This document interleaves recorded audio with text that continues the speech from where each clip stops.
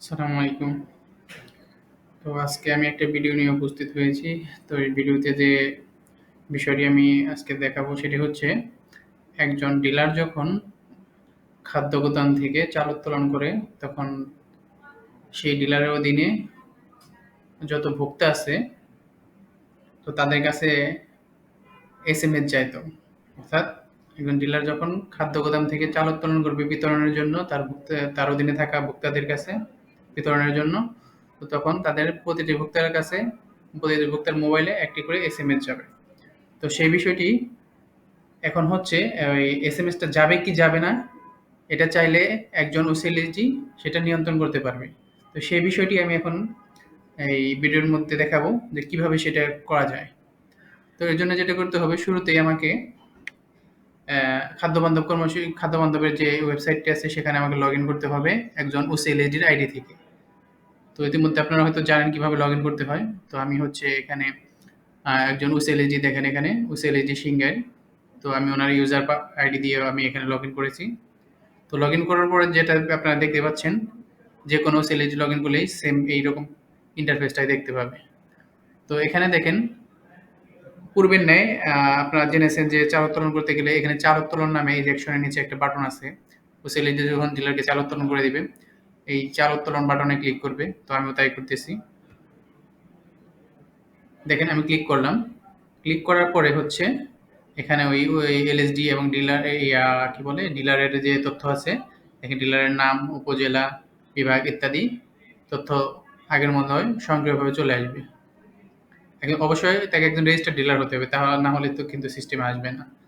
এখন হচ্ছে ধরেন উনি বিতরণ করতে পারবেন হচ্ছে ১,০০০ কেজি। তো এই জন্য এসএমএস এর বিষয়টা এখানে ক্লিয়ার করা হয়েছে। কারণ হচ্ছে একজন ডিলার একাধিকবার হচ্ছে তার যে বিতরণ পরিমাণটা থাকে, একাধিকবারে সে সেটা উত্তোলন করে খাদ্য গুদাম থেকে।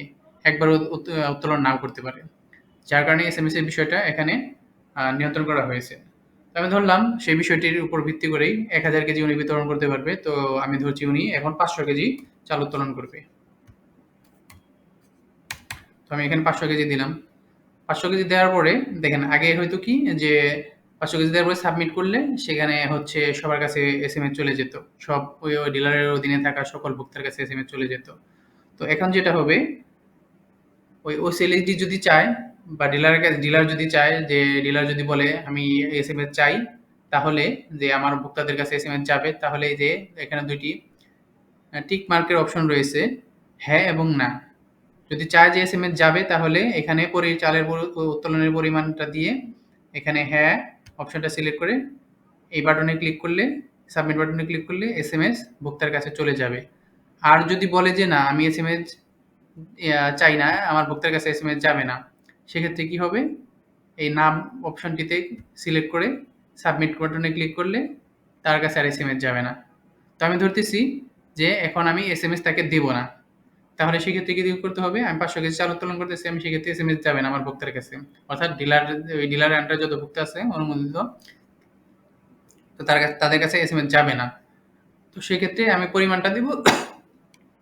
আর হচ্ছে আমাকে এখানে না অপশনটিতে ক্লিক করতে হবে, সিলেক্ট করতে হবে। তারপরে আমি সাবমিট বাটনে ক্লিক করব। তো আমি সাবমিট বাটনে ক্লিক করতেছি।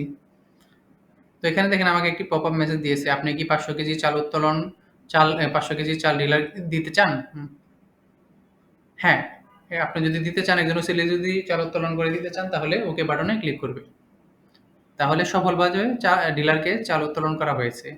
এটা আমার হচ্ছে এখানে আরেকটা পপআপ মেসেজ দিবে।